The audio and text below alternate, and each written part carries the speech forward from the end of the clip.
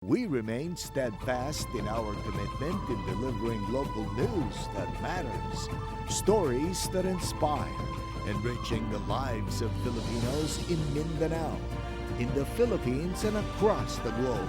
This is your GMA Regional TV, kapuso ng bawat Pilipino.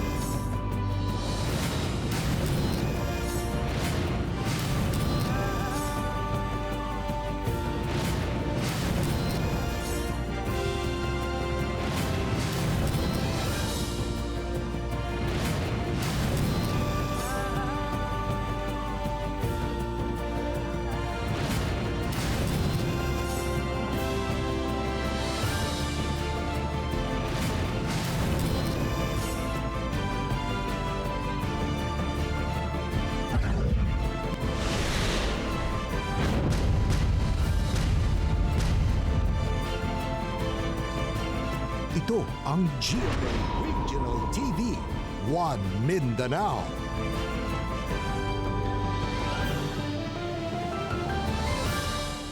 May hapon Mindanao, kini ang GMA Regional TV 1 Mindanao. Atod namang pinakadagko ug pinakaulang balita sa Mindanao. Ako si Taco Campo. Sara Hilomen Velasco. Real Soroche, live gikan dinhi sa GMA Davao Complex.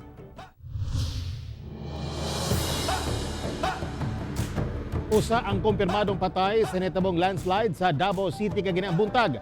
Atong saron ang dugang detalye sa live report ni Argel Relator. Argel. Tek human midahili ang yuta sa ginatrabahong bypass road sa Davao City.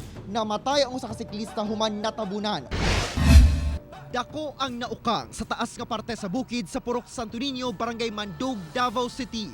Dihang nidahili ang yuta sa gina-construct nga Acacia Mandug Bypass Road alas 6:30 kaganihang buntag. Ang istorya atong laki nga iyang kauban, na daw nagbike di ang natambukan ug ang motor, naka-motor. Ismas daw nga blue. Gilayong nagpahigayon og assessment ang City Disaster Risk Reduction and Management Office o DFP Search and Rescue Team alang sa pahigayo retrieval operation sa tinguha nga gilayong makuha ang mga natabunan. Naigigamit karon nato ang Bureau of Fire karon atong isaryo nga live detection na aparatus. So ilan ang gi-scan karon ng area kung makita nila kung napabay mga asdapit ang location sa tao. Mga kapuso, ito makita anak kahabog ang gigikanan sa mga nidahiling yuta o bato padulong sa ubos. Sumala pa na sa gibanabarang 25 meters ang gitason. Sa karon, parayon pa ang clearing operations na ining duha ka backhoe sa mga nidahiling yuta o bato apan hinay-hinay sila sanglit gituuhan nga dunay natabunan sa ubos. Human ang 4 ka oras, banda alas 12 sa udto, nakuha ang patayng lawas sa siklista, si Harvey Marpanes, 46 anyos, lakip ang iyang bisikleta. Samtang, usa ka motorcycle rider ug ang iyang angkas ang missing pa human sa hitabo. Tek sa ulahing update karong alas 3 sa hapon gikan sa City Disaster Risk Reduction Management Office giundang na ang search and retrieval operation human mipatimaw na ang duha nga nauna nang na-report nga na missing. Sumala pa sa duha no katong rider ug iyang angkas nga paspas sila nakapadagan dihang napansin nga nidahili na ang yuta hinungdano nga na wala sila na apil nga natabunan sa moong landslide. Tek. Okay, daghang salamat Argel Relator. Usa patay, usa samdan human gipaarakan ang usa ka pick-up sa wala pa mailhing suspetsado sa Davao City. Ani report ni Jandy Esteban. Mao kini ang igo sa bala sa usa ka itom nga pick-up gikan sa mga armadong riding and tandem suspects nga nahitabo sa Bahada Davao City bandang alas 4 Lunes sa hapon. Nabulabog ang mga tao sa palibot human makadungog og sunod-sunod nga buto sa pusil. Itafaran lagi daw ang ingon nila. Motor? Kamotor daw. Ang glass door sa duol sa area nabuak human maigo og bala, mayo na lang walay naangin. Pagbuto niya kay dito na naman na notice nga nabuak na dayang door. Patay ang driver sa pick-up nga si Wilhelm Cobelo, 40 anyos, nga taga Tagum City. Samtang nadala sa ospital ang samdang babae nga naglingkod sa front passenger seat nga giilang si Lynn Rose Sarahina, 33 anyos, kinsa giingong uyab ni Cobelo. Sa investigasyon sa DCPO, dunay daang kaso si Cobelo sa Davao City Police Office sa nakalabayng tuig. Na siya pending case nga illegal possession of firearms, usurpation ng authority, siguro yung pasagutan ni, and obstruction of justice. Sa yung mga tulo, only napasaka sa iya. Katuning na ay operation, ang special operation group sa DCPO. Na-involve po niya sa investment scam dito sa Pagadian o sa Tagum. So, pero kana siya subject for investigation gihapon na sa DCPO. Na-recover sa sakyanan ni Cobelo ang NBI badge apan gilimod sa ahensya nga sakop nila ang biktima. As far as I am concerned, I don't know him. In fact, I reported them related to the JDG because they are using the NBI. So their own personal use. Parayon pa ang kapulisan sa pag-imbestiga sa krimen. Kauban si Mel Colmenares sa kamera. Ako si John D. Esteban para sa One Mindanao. Chief of Police sa Police Station 9 ug upat ka kaubanan sa Zamboanga City arestado sa kasong robbery extortion. Mga sakop mismo sa Philippine National Police, Integrity Monitoring Enforcement Group kon PNP IMEG ug PNP Regional Office 9 ang nagpaygayon og entrapment operation sa mga pulis sa reklamong robbery extortion. Gilayong gipusasan si Police Major Orlin Leyte, ang officer in charge sa Ayala Police Station 9 sa Zamboanga City. Humani ni gidawat ang 90,000 pesos. Kung asa, ang 2,000 pesos ni dunay ultraviolet powder nga pangregalo unta kunuhay gikan sa biktima sa kasong kawat. Pasakahan og kasong paglapas sa RA 3019 kon Anti-Graft and Corrupt Practices Act ug RA 6713 kon Code of Conduct and Ethical Standard for Public Official and Employee. Gipaningkamutan sa Davao City Government nga mapugnan ang posibleng second wave sa COVID-19 nga susama sa nasinati karon sa Luzon ug Visayas. Ani ang report ni Sheila Vergara Rubio. Ito ang posibleng masinati usab sa Davao City ang subling surge sa COVID-19 cases nga matud pa second wave susama sa nahitabo karon sa Luzon ug Visayas. Apan ginapaningkamutan karon sa Davao City LGU nga mapugnan kini. Usa sa paagi maong pagbalik og require og pagpresenta og negative RT-PCR test result alang sa arriving passenger sa Davao International Airport, ingon man ang hugot nga pagbantay sa mga dunay sintomas sa palibot. Aggressive na surveillance sa ato ang mga communities so that maunihan nato ang mga clusters. Ang tawag nila ana is influenza-like symptoms. Istrikto gihapon ang pagbantay sa mga sulod gawas sa syudad nga kinahanglan essential travel lang. Ang vaccination may usa-usab sa lakang sa paningkamot. Sigon sa mayor nga dunay mga duga nga bakuna nga gikatakdang moabot una matapos ang bulan sa Marso. The recent verbal information is dunay moabot na vaccines by the end of this month. So probably next week na siya, but wala nagsulti kung unsang brand. Ako si Sheila Vergara Rubio para sa One Mindanao. Nalaki pang El Salvador City sa Misamis Oriental sa top 10 sa dunay daghang COVID-19 active cases sa Region 10. Ang detalye sa report ni Ethel Ipanag. Human migawas ang datos miaging simana gikan sa Department of Health Region 10, nasulod ang syudad sa El Salvador sa top 10 sa dunay taas nga ihap sa aktibong kaso sa COVID-19 sa Rehiyon 10. Usa sa ginabantayan ang mga palengke sa syudad kung asa, sagad mahitabo ang paglapas sa health protocols batok COVID-19. Pag sulod gud sa among entrance dire sa merkado, nami mandatory nga gihimo sa amuha nga tigdumala dire nga mag-face shield, face mask, mao gyud na importante. Kana bitong maglakaw ta ma'am, bisan sa akong kaugalingon ang pagutad, maglisod mi. Kay na mga samad mi kung mag-face shield. Hinuon naghimo na og lakang El Salvador City LGU aron mapugnan ang pagkuyan na pa sa sakit. Tanan nga mga pamilya sa nagpositive o mga close contact o primary contact, diha nato ipamutang para di sila makatakod-takod. Dayon ang mga positive tuwa dito sa atong sports center. Base sa datos sa Provincial Health Office sa Misamis Oriental, 7 na lang ka-active case sa El Salvador City humanatala ang 105 recoveries. Ug 5 ang namatay, samtang 170 na ang kinatibuk ang ihap ni ini. Kauban si James Yap sa kamera. Ako si Ethel Ipanag para sa One Mindanao.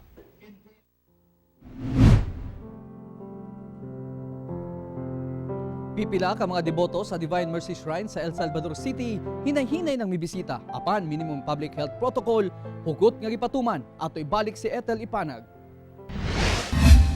5 katuig ng deboto sa Divine Mercy ang taga Manila nga si Mirna Aquino ug first time kuno niyang makabisita sa Divine Mercy Shrine sa El Salvador City. Dinhi mihalad siya sa iyang pag-ampo ug pangamuyo. I really grew up serving in the church, in the chapel, and active in many organizations until now. So, Samtang si Nanay Munina Rabago nga taga Pagadian City, Zamboanga del Sur, matagtuig na niyang panata nga bubisita sa Divine Mercy Shrine. Na-lockdown man, mo nang wa may kaanhi. Nagampo mi sa Divine Mercy na mawala ng COVID, banhi mi diri. Daghang deboto ang nagabisita sa Divine Mercy Shrine, labi na karong Semana Santa. Apan tungod sa pandemya, limitado lamang ang makatambong sa misa o kinahanglan mutuman sa health protocols. Naatay hugasanan sa kamot, and then doon natay pag entrance nato nakita man yun na ikuan sa temperature. Dinisan ang atong church na anapoy distancing na agoy mga marker. Open naman ang biskin karon no, kay naaman gyapon sa IATF resolution nga pwede na even religious activities at a maximum 50% nga capacity no. Abli ang shrine sugod alas 7 sa buntag hangtod alas 4 sa hapon. Alang sa regular mass nga ipahigayon gikan Lunes hangtod Domingo.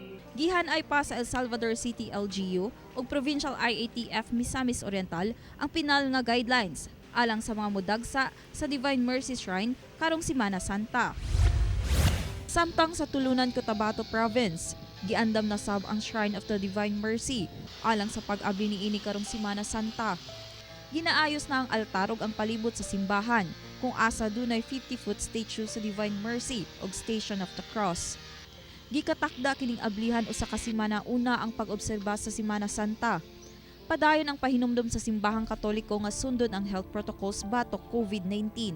Kauban si Makoy Sempron sa kamera. Ako si Ethel Ipanag para sa One Mindanao.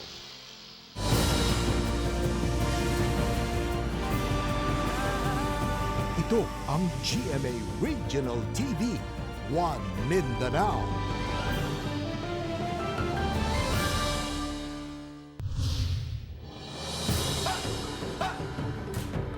Kapinto nga sa milyon ka peso sa illegal drugs ang nasakmit sa kapulisan sa Cagayan de Oro City. Ang detalye sa live report ni Cyril Chavez. Cyril. Yasara gidakop sa otoridad ang unom ka mga drug personality atol kini sa managlahing bypass operation nga gikasa sa kapulisan dinhi sa Cagayan de Oro City. Dakpan sa bypass operation sa Puntod Police Station si Kenneth Kabaging, 19 anyos, og residente sa Barangay Makabalan, Cagayan de Oro City atol sa drug bypass operation Lunes sa hapon. Napalitan ang sospek og gidudahang sabu, bugti ang 500 pesos mark money. Dugang 20 gramos pa sa mong droga nga nagkantidad og 136,000 pesos ang nakuha gikan sa dinakpan. Sa laing operasyon, nasapon sa kapulisan nga nagsabu session ang 21 anyos nga si Bugi Castillo. Kauban ang tulupa nga sila Hiro Tupag, Joshua Rosales ug Niño Rosales sa Silray, Barangay Puntod ning syudad. Kapin 50 ka gramos sa sabu ang nakuha kanila nga nagkantidad og kapin 340,000 pesos. Samtang usa ka mananagat nga giilang si Joseph Labares, 40 anyos, nga taga Bara Upol, Misamis Oriental, ang ulahing nasapon sa kapulisan human na maligya og gituwang sabu sa Piaping Puti, Barangay Makabalan, Cagayan de Oro City. Pipila ka pakete sa suspected sa buong nga nagkantidad og 6,800 pesos ang nakuha gikan sa dinakpan. Nagpasalamat mi sa katauhan, labi na din sa sakop sa akong IOR sa Police Station 5 nga nag-cooperate o nangatag information para ma-validate namo ang kaning mga tawhana o successful pod niya namong nadakpan. Mibalibad ang mga dinakpan sa paghatag sa ilang kabahin mahitungod sa ilang kasong giatubang.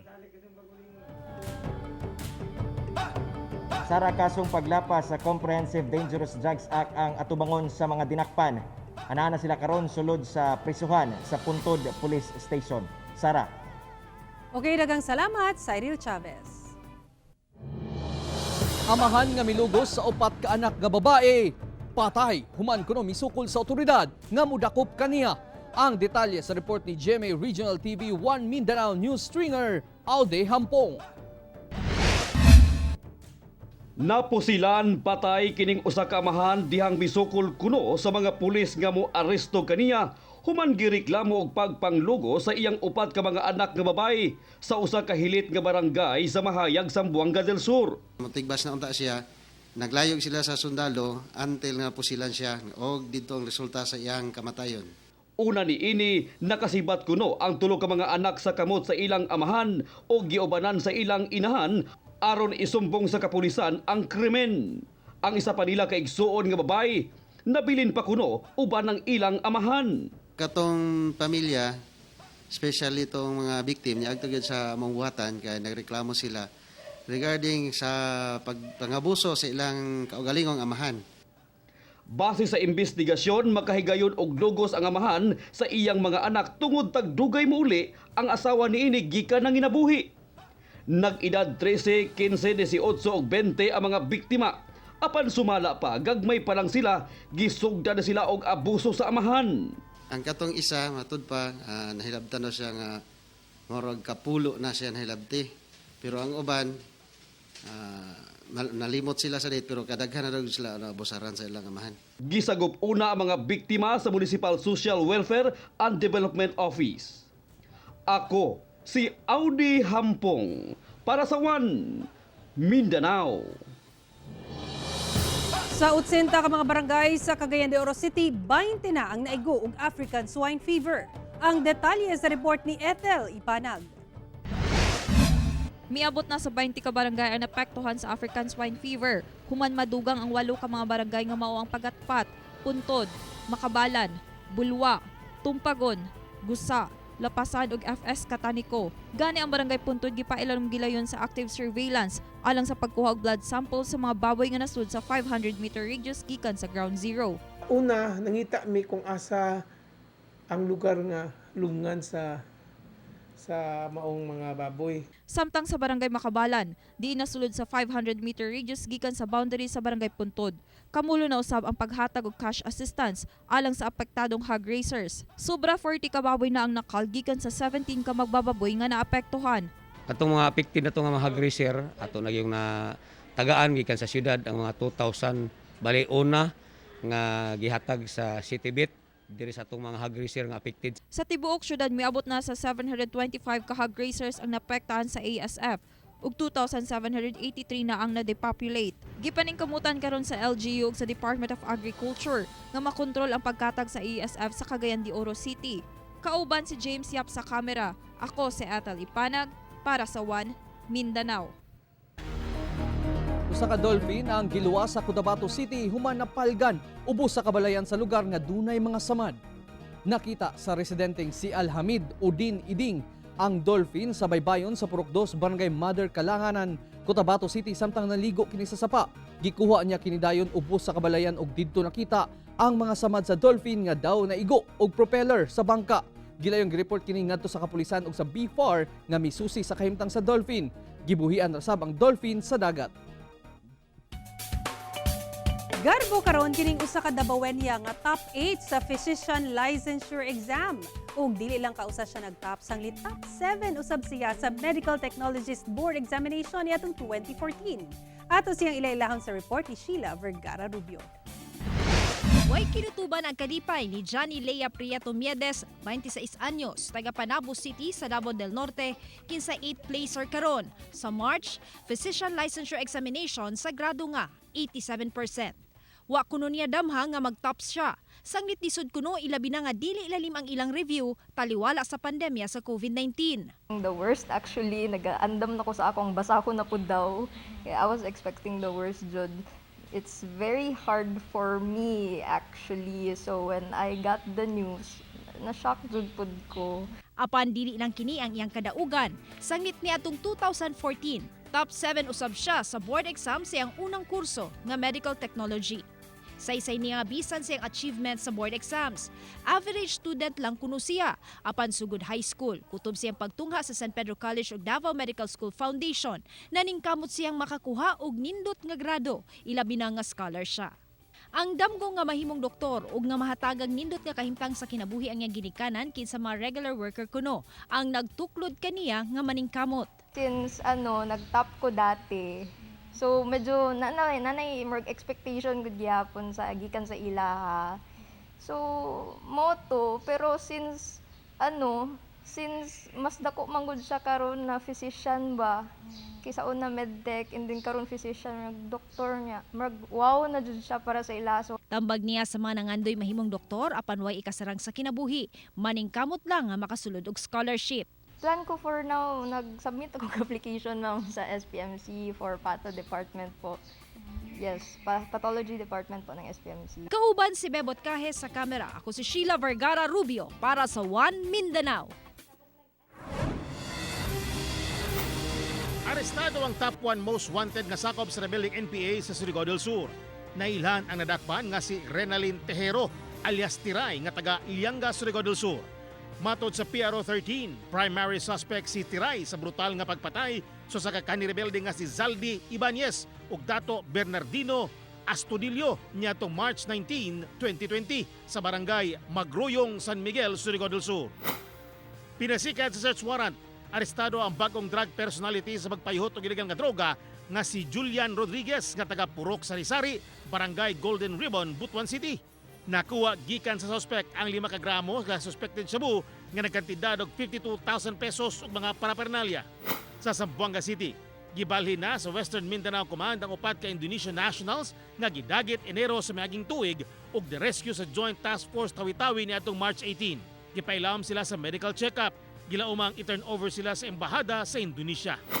Sa ipil sa Zamboanga Sibugay, arestado ang 2 ka sundalo sa entrapment operation kontra gun running o gun smuggling sa Purok Gemelina, Barangay Sanito. Naila ng mga sundalo nga sila Captain Christopher Galvez Eslava o Corporal Ryan Laurel Larot. Nakumpiska gikan kanila ang pipila ka tagga sa kalibre sa armas, mga eksplosibo o 1.2 million pesos budol money.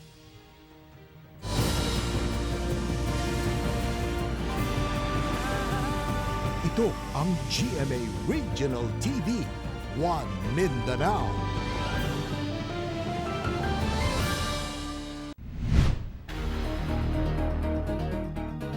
Miubos ngadto sa kapin 5,000 ang new COVID-19 cases sa Pilipinas karong adlaw. Samtang sa Mindanao lapas 2,300 ang COVID-19 active cases ug katong wala pa naayo sa sakit. 5,867 ang mga bag-ong kaso sa COVID-19 karong adlaw. Busa misaka na sa 677,653 ang kinatibuk ang ihap niini. Misaka sab sa 86,200 ang COVID-19 active cases sa nasod. Human 578,461 ang nakarecover ug 12,992 ang namatay. Sa Mindanao misaka ang active cases ngadto sa 2,312. Kini human nga 57,674 ang dunay COVID-19. 53,084 ang naayo na ug 2,278 ang namatay. Samtang sobra 123,691,000 na ang nataptan og COVID-19 sa tibuok kalibutan. Sobra 70,146,000 ang recoveries ug sobra 2,723,000 ang namatay. Mikabat na sa kapin 2,000 ka mga health workers sa Lanao del Sur ang nabakunahan na kontra COVID-19. Anyang COVID-19 updates sa Mindanao. Pinaagi nining report. Gipangunahan ni Lanao del Sur Governor Mamintal Adjong Jr. ang pagpabakuna sa AstraZeneca vaccine sa provincial capital sa Marawi City kung asa usa siya sa mga unang nabakunahan. Kinihuman miabot na ang 3,000 doses sa maong bakuna. Anana sa 2,000 ka health workers sa probinsya ang nabakunahan. Nananawagan ako sa aking lahat ng aking mga kababayang Maranao dito sa aming lalawigan, Lanao del Sur, na pagdating po ng bakuna, kailangan magpabakuna tayo. Huwag ho kayong matakot. 1,344 na ang kumpirmadong kaso sa COVID-19 sa Lanao del Sur. 42 ang active cases, suman 1,245 ang nakarecover na ug 57 ang namatay. Sa Tagum City, usa ka 5 anyos nga batang lalaki nga taga San Miguel ang namatay sa COVID-19. Nakasinati kini og sintomas niadtong March 12 ug gi-admit niadtong March 15 ug human sa usa ka semana namatay kini. Siya ang labing bata nga namatay sa sakit sa syudad. Misa ka na sa 1,154 ang confirmed COVID-19 cases sa Tagum City. 136 ang active cases, sumanatala ang 968 recoveries ug 50 ang namatay. Sa Davao City, namatay na ang 98 anyos nga lola nga taga-barangay 39D nga nagpositibo sa COVID-19. Kinihuman lang sa tulo ka adlaw dihang nakasinati og sintomas. Misa ka na sa 13,532 ang confirmed COVID-19 cases sa Davao City. 304 ang active cases, sumanatala ang 12,566 recoveries ug 662 ang namatay. Sa Cagayan de Oro City, usa ka banay lakip mga kaubanan sa trabaho ang natakdan sa usa ka inahan nga daan ang nagpositibo sa COVID-19. Lakip sa mga natakdan ini ang iyang 42 anyos nga bana, mga anak nga 7, 5 ug 3 anyos nga lalaki ug 16 anyos nga ig-agaw sa inahan. Natakdan sab niini ang 22 anyos ug 33 anyos nga mga babaeng kaubanan niini sa trabaho. Ana-ana sa 4,024 ang kumpirmadong kaso sa COVID-19 sa Cagayan de Oro City. Doon na kini 144 active cases, suman 3,689 ang nakarecover na ug 191 ang namatay. Sa Zamboanga City, sulod lang ni atong Domingo ug Lunes, miabot sa 237 ang mga milapas sa curfew, backriding, dili paggamit og face mask ug face shield ug uban pa. Paymangno sa Zamboanga City LGU nga kanunay gihapon sundon ang health protocols batok COVID-19. Miabot na sa 4,259 ang total COVID-19 cases sa Zamboanga City. 53 ang active cases, suman 4,017 ang nakarecover na ug 191 ang namatay. Ako si Sarah Hilomen Velasco para sa One Mindanao. Gilang critical risk area sa COVID-19 ang Barangay Mintal ug Subas Takalinan sa Davao City. Ania report ni Sheila Vergara Rubio. Sa ulahing barangay classification and risk assessment sa Davao City kalabot sa COVID-19 active cases sugod Marso 22, gilang nga critical risk area ang Barangay Mintal ug Kalinan. High risk areas ang Barangay 10A, Comunal, Rafael Castillo ug Turil proper.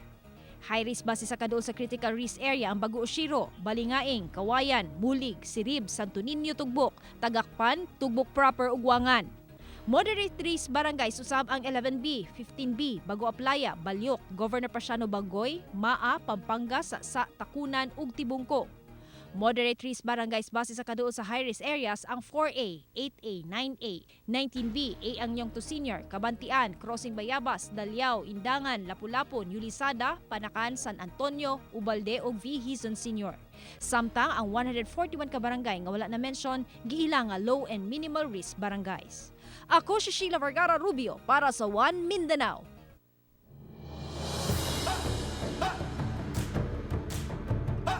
Mga kapuso, way puas ang among pagatunog balita. Bisitahin ang www.gmaregionaltv.com ug mag-subscribe sa official YouTube channel sa GMA Regional TV. Busa mga kapuso, ayaw paulahi sa mga dagkong balita sa nagkadayang riyon sa nasod, subscribe na. Ug mo ka tumulahing balita sa Mindanao karong adlaw. Ako si Real Soroche. Dagang salamat sa inyong kanunay nga pag-uban kanamo matag adlaw. Ako si Sarah Hilomen Velasco. Tungod mga balita sa atong palibot, importante alang kanamo. Kini ang GMA Regional TV 1 Mindanao. Teko Campo, buong puso para sa Pilipino.